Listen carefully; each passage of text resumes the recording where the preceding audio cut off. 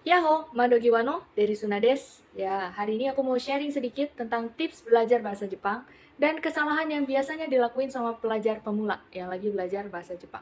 Tips belajar sebenarnya beda-beda, tiap orang punya cara belajar yang beda-beda. Jadi nggak ada tips yang salah. Cuma ada satu kata aja yang menurutku tuh bikin jadi proses belajar sedikit agak lebih lama. Tipsnya itu berisi kayak gini. Mulai belajar bahasa Jepang dari menghafalkan hiragana dan katakana. Setelah belajar hiragana katakana, lanjut belajar kotoba. Setelah belajar kotoba, lanjut belajar bunpo. Setelah belajar bunpo, lanjut belajar kanji. Setelah belajar kanji, baru dipakai buat kaiwa. Nah, yang salah di situ adalah kata setelah. Jadi yang benar menurutku itu bukan setelah, tapi sambil. Kenapa? Kamu belajar hiragana katakana ini benar. Setelah hafal hiragana dan katakana, kamu bisa belajar kotoba sambil ngehafalin kanji. Kenapa?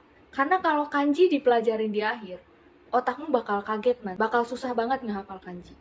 Mungkin ada orang yang berpikiran, tapi kalau aku belajar kotoba sambil belajar kanji, otakku bisa meledak. Bohong. Otakmu gak bakal meledak. Justru, otakmu harus distimulus. Harus dikasih paham. Ada loh huruf kanji yang harus dimasukin ke dalam pikiran kamu. Gitu. Karena pasti bisa. Gitu. Jangan sampai nanti setelah bisa semuanya, kanji jadinya bingung. Kamu jadi punya tugas terakhir buat ngehafalin kanji dan ngerasa kanji itu susah. Tapi kalau dari awal ketika kamu masuk udah terbiasa sama kanji, nanti bakal jauh lebih mudah untuk mempelajari kanji yang jauh lebih susah. Terus, belajar kotoba sambil belajar bunpo. Ketika kamu ngehafalin kotoba, otak itu udah diproses terbiasa memasukkan hal-hal baru itu ke short term memory namanya, yaitu mengingat dalam jangka pendek. Otak baru nanti akan memilah gimana caranya memisahkan mana hal-hal yang penting yang perlu diingat, mana hal-hal nggak penting yang nggak perlu diingat. Nah, kalau kamu belajar kotoba dulu, terus aja belajar ngehafalin kotoba sampai ratusan, sampai puluhan ribu, tapi nggak belajar dimasukin ke dalam bunpo, ke dalam tata bahasa, ini bakal bikin otak ngerasa kalau hafalan-hafalan kamu sebelumnya itu nggak penting.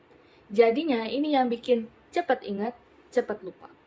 Kalau kamu mau belajar yang cepet ingat, susah lupa, sambil ngehafalin kotoba, sambil dipakai dimasukin ke dalam bunpo. Sambil belajar bunpo, supaya kamu ngerti bagaimana penggunaannya, bukan cuma sekedar hafalan buat dapetin sertifikat bahasa, tapi supaya kamu benar-benar bisa berkomunikasi menggunakan bahasa Jepang sambil belajar bunpo, sambil belajar kaiwa. Jadi, daripada kata setelah, menurutku lebih pas kalau pakai kata sambil.